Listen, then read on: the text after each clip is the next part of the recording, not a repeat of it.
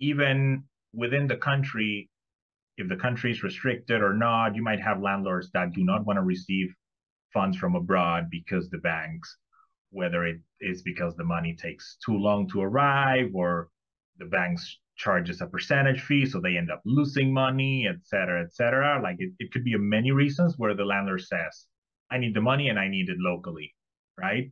That's where obviously we need to work with our partners and everything to make sure that we carry that out, right? And that is one of the just one example of some of the challenges that you might have in general, and that is one of the very few things I can confidently say.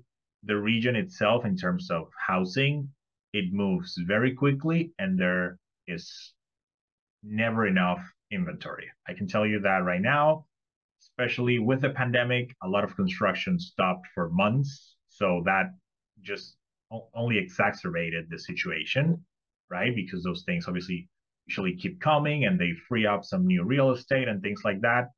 With the pandemic, that only got worse. So in general, there's always that sense of, because there's not enough inventory, it's a landlord's market, if you know what I mean. And the landlords know that.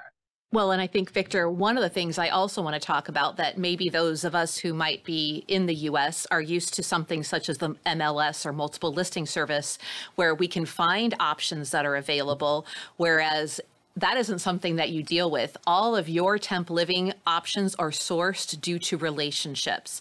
And I think that's something that's important when you work with a provider such as LARM who has those local relationships, how important that is, because to his example of saying talking a landlord off the ledge because potentially an expat's trying to negotiate, they have that opportunity and they have those relationships set overall.